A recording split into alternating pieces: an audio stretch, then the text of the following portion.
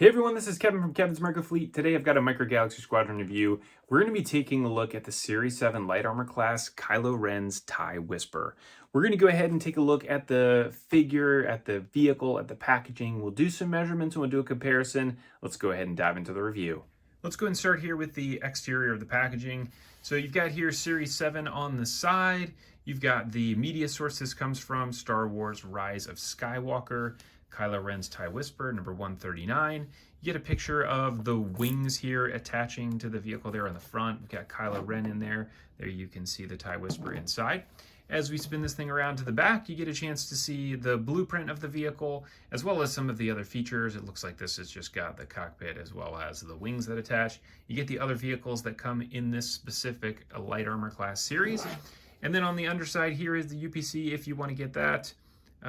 There it is. Let's go ahead and bust this thing out of the box and we'll take a look at the interior of the packaging as well as the figure in the vehicle. So now that I have this thing out of the box, we're going to take a look at the card really quick. So here is the back of the card. It's just some generic blue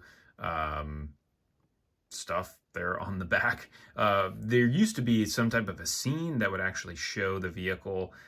Fortunately, they've gotten rid of that, so it's just a blue card.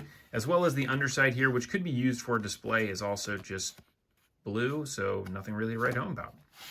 Now, before I get too far into this, I wanted to take a look at the actual vehicle as it's in here. So there is quite a bit going on here to be able to keep this thing attached in here and keep the wings together.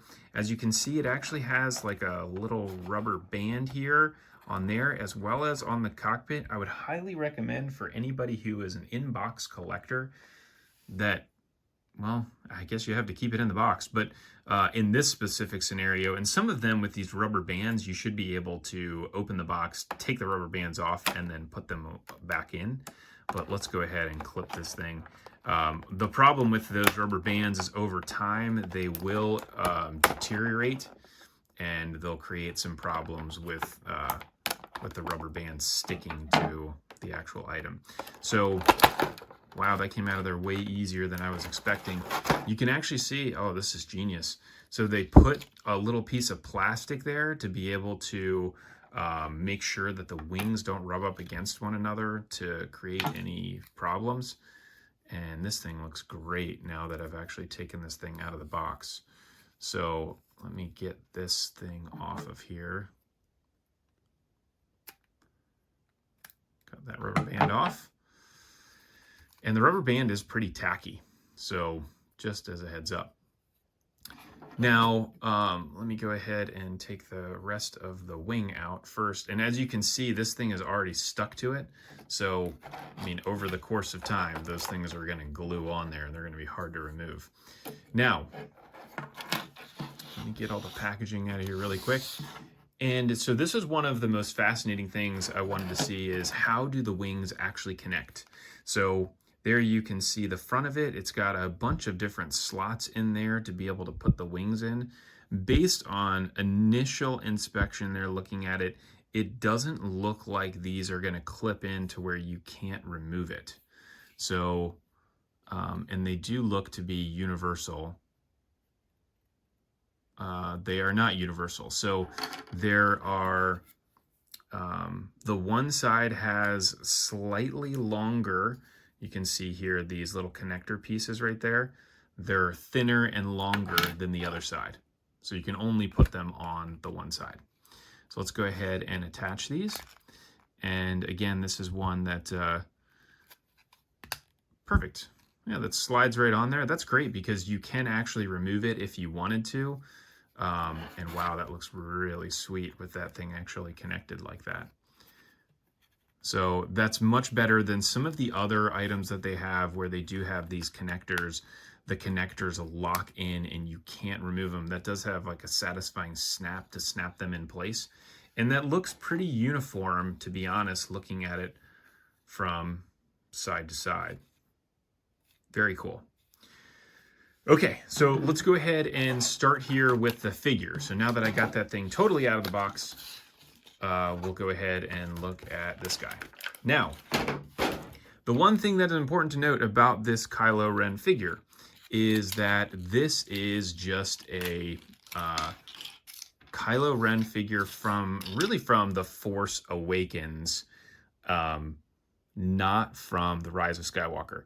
So in the Rise of Skywalker, he does have that reconstructed helmet that's got the red all over it, but this one does not. And this is our first Kylo Ren figure, and wow, he looks really good. The details on the mask there are really, really nice. You can see them all in there. He's got his lightsaber on his belt. He's got some good texture there on the arms, which is pretty nice. And he does have articulation there with his arms, and then he does bend also at the waist. Very, very cool. So he is going to be 1 inch tall, just like we have with all the other Micro Galaxy figures. So we don't need to measure him right now, but that is your figure. All right, so now that we go ahead and take a look at the actual vehicle itself, this thing is massive. So I was really surprised to see, one, when we were going to get the Whisper, that one, that we were going to get the Whisper at all, but two, that it was going to be a light armor class vehicle. Light armor class is typically a 3-inch vehicle. So as you can see, this is definitely not 3 inches. It's much longer than that, which I'll do a measurement here in a second. So let's go ahead, and I want to look at this really from front to back first, to just look at all of the different details. So you've got your guns there on the front of this thing, just like you would have with your TIE Interceptor. It's got some great detailing there on the wing. You can see that as we spin this thing around. And then you can see that again here from the side and from the interior. So these wings actually do come off. So you can see right there, the wing can come off. So you've got that little D-ring on there to be able to plug that guy back on. And this piece up here on the top, you can see like this little antenna piece. This is a soft rubbery material. I would be concerned about that thing breaking off at some point, but it is kind of a soft material. Then you've got this awesome looking red detailing on there. The initial thing when I saw this originally, I thought that that red detailing right there on the cockpit was actually just painted, but it does look like it's sculpted in there some. So it's not just painted on. It obviously is painted, but you can see the red tint there on the actual window, the little guns there.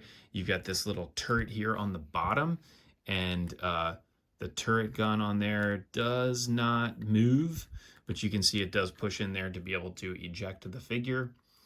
And then as we spin this thing around to the back, you get a chance to see the exterior of this thing. I feel like this thing should turn, but it doesn't feel like it wants to.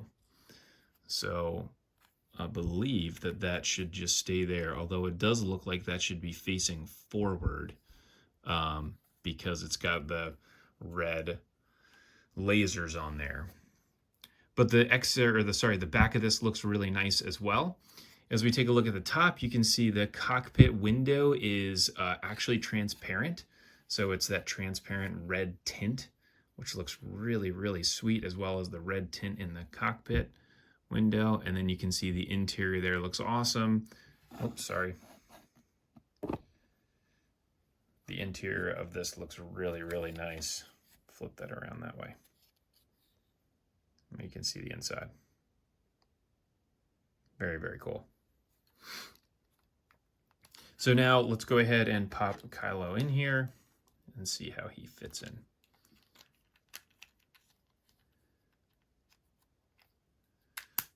Fits in there great. Cockpit clips shut. And so there he is now. He can fly off. Now, from a scale perspective, I'm not sure how this scales up. It does seem like the wings are really, really long compared to the height. I don't know if that's accurate to the film. I'd have to take a look at it again just to see. But overall, again, shocked that we're getting this super cool vehicle. Really glad that we're actually getting a Kylo Ren figure as well. So, yeah. Awesome. Let's go ahead and do some measurements because this thing, again, is massive relative to what I was expecting. So if we're looking at this front to back, from the front of the laser all the way to the back, it is roughly 7 inches, slightly longer than 7 inches. From side to side, it is 3 inches, so it does still fit in that 3-inch profile for the light armor class. And then top to bottom, it's about 2 inches tall.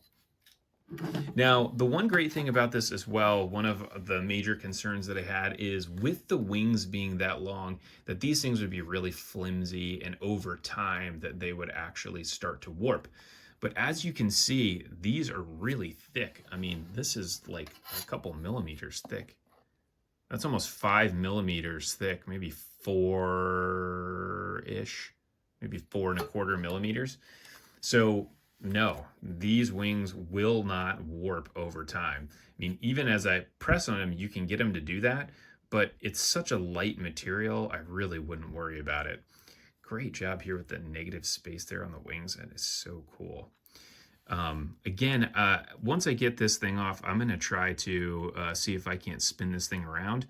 I don't know whether or not it's supposed to be that way. That might just be a factory error that it's actually turned backwards like that. But I'll see once I get another one of these guys in hand. So let's go ahead and take a look at this compared to some of the other TIE vehicles that we have. Starting left to right here, I've got our Series 2 battle damage TIE Fighter. I've got our TIE Interceptor, our First Order TIE Fighter, and then our Special Forces TIE Fighter. So we're going to take a look at just how each one of those compares up relative to the Whisper. Again, I don't know what the actual scale of these vehicles are. My expectation would be that the Whisper would be closer to the TIE Interceptor size. Doesn't look like it's that way. So let's go ahead and start you with our Series 1, our Series 2 TIE Fighter and the Whisper. You can see the cockpit there looks to be roughly the same size. Not a whole lot of difference, maybe a smidge bigger, but not by much. And yeah, I mean, obviously it's got the stuff all over the cockpit, which is totally different on the Whisper. So then if we take a look at this relative to our Interceptor, you can see the Interceptor cockpit is definitely bigger than the Whisper. I mean, that's like 25% bigger, which again, my expectation would be that it'd be closer to an Interceptor versus the size that it actually is, but it is what it is. Now, if we look at this side to side, again, you can see the Whisper is significantly longer than the Interceptor. So then we go to our actual First Order ship. So first we have our First Order TIE Fighter. And so you can see here, we got actually we have the black deco. You can see here, this one looks like the cockpit is roughly the same size. This one's probably a little bit closer than the others, although again, it does look like the Whisper is just a tiny bit smaller. So it's kind of hard to tell here with just the colors on it, but I mean, they look roughly the same size, if anything a little bit smaller. And again, a difference here in the color of the panels. You can see that the panels here on the First Order TIE Fighter look more yellowish, versus these guys are definitely pure gray. And then we have the Special Forces. This is a 2-seater TIE Fighter. And you can see a pretty significant difference there in the size of the cockpit. I mean, the cockpit's huge. It's double the size because you can fit 2 figures inside of it. The coloring of the panels is much closer, so much closer to that gray, but again, still slightly different. And either way.